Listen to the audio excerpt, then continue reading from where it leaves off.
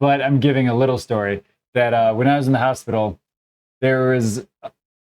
I'm not patting myself on the back, but there were a lot of people who wanted to come to see me, and I didn't want to see anyone. But Larry offered to come to see me, and I was just like, no, no, no. And then I was like, yeah, you know what? Like, I went through different stages of not wanting to hear music, not wanting to hear someone talk, not wanting to do different stages of not wanting stuff. But then, like, slowly it just started like, okay, yeah, let's this and that. And Larry's one, other than like my parents, Larry's one that I was like, yeah, I want to see him. And he came in and came in a few times, but one time he was in, he was like, he said something about Bud Light. He's like, well, that Bud Light thing that happened, and I had no idea what he was talking about. So he kind of gave me like the overview. He's like, oh, that's right. You haven't been like in the loop the last few weeks. I was like, yeah. Or I was like, because I don't even know if I was talking at that time, but maybe I was pointing at stuff or.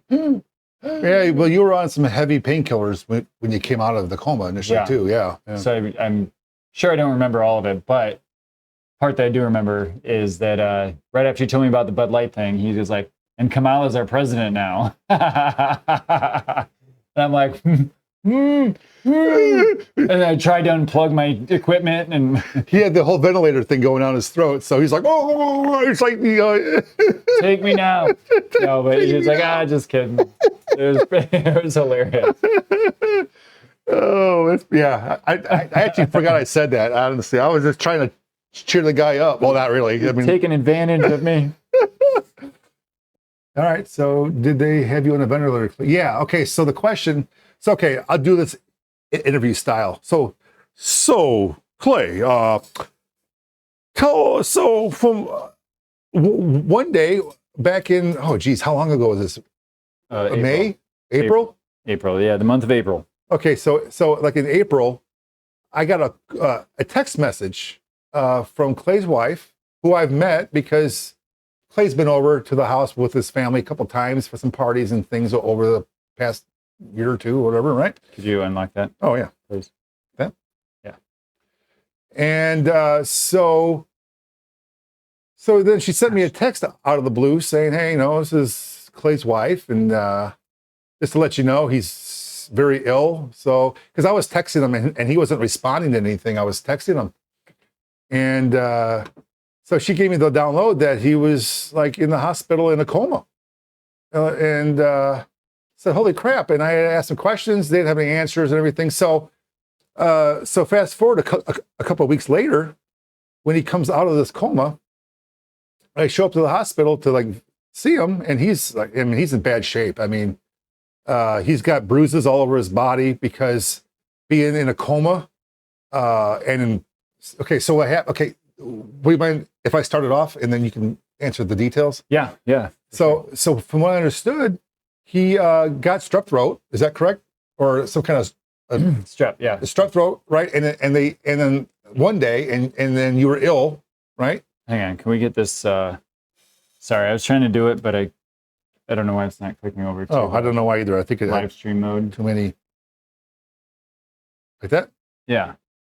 What the heck? Wasn't it doing that? It's working now. Okay, and then how do I reverse it? Oh, you pick here. You pick here. Oh, okay. There you go. All right. So you're going to interview me. Oh, okay. And I'll just go like this. Oh, all right. So Mr. Clay, is it true on the night of whatever night in April, you came down with a sore throat, went to the ER, got checked in because you're severely ill, and this illness grew into your body, got you infected, and next thing you know, you were in a coma, unknowns to you because you were in a coma? Yes, sir. Is it? That is correct. That is correct.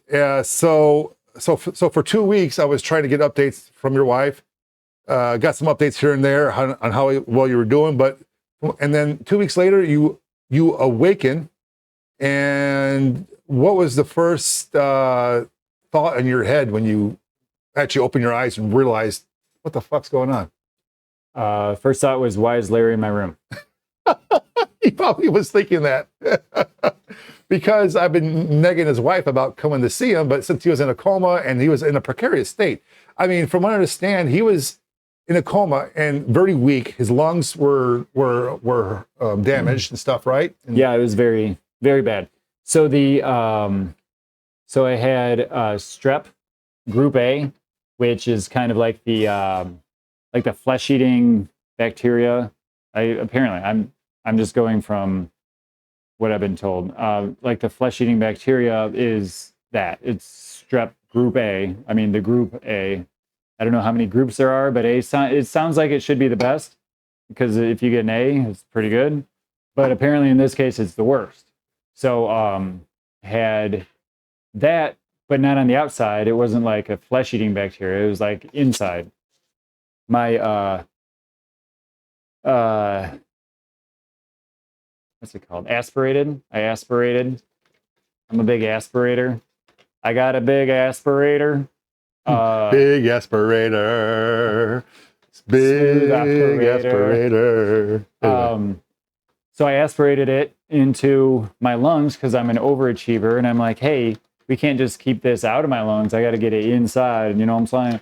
I got to get it to totally mess me up. So anyway, it got in there, and this is like literally within like 14 hours of having a sore throat to being in a medically induced coma. So it was a pretty nutso thing.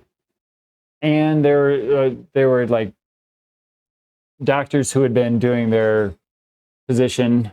I don't know what all the doctoral positions are as far as my wife does. She was amazing. Didn't leave my side for the month that I was in the ICU, or the 22 days in the ICU, and then another week in general.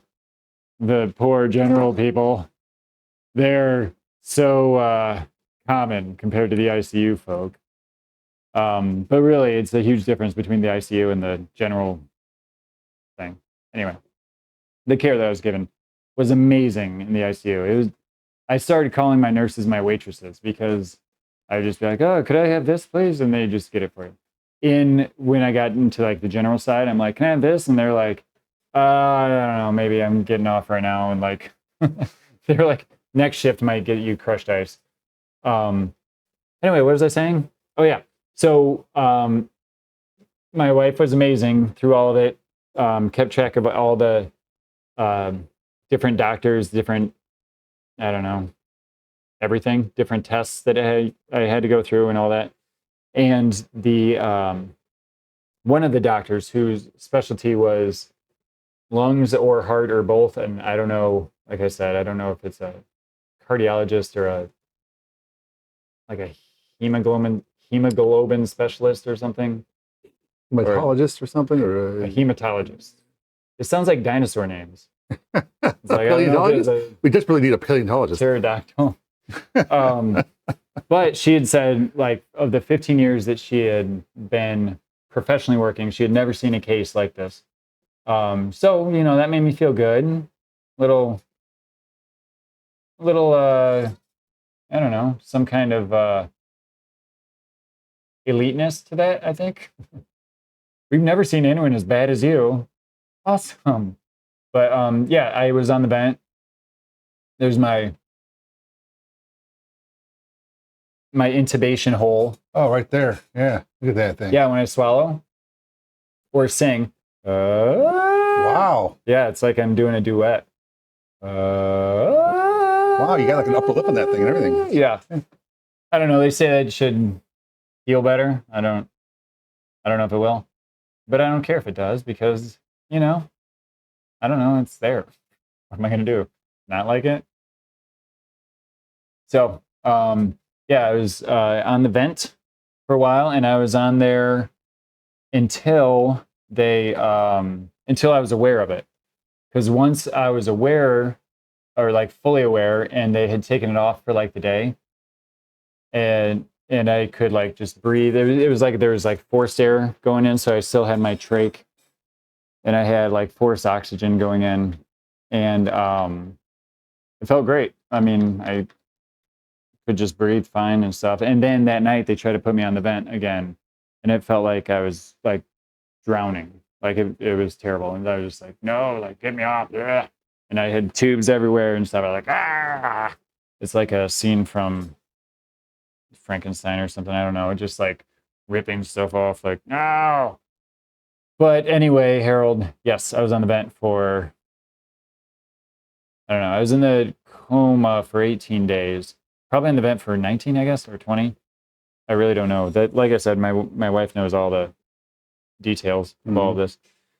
But anyway. Oh, next question. Thank you very much, sir, Mr. Clay.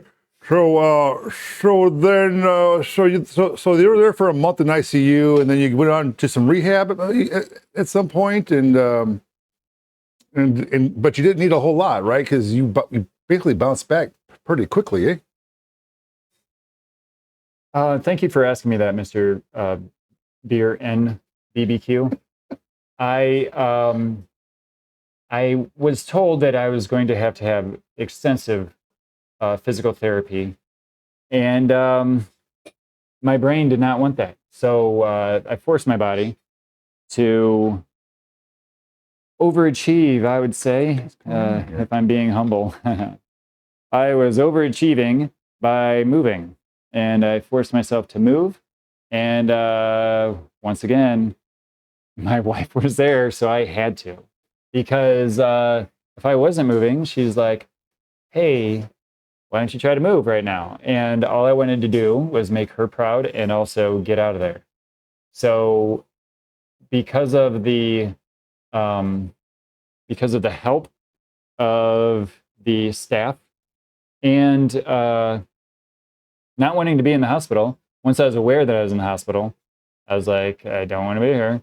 So then I started doing better, and so good, in fact, that they said they would not take me for physical therapy, and they wanted me to move on with my life, and I was very happy to do that.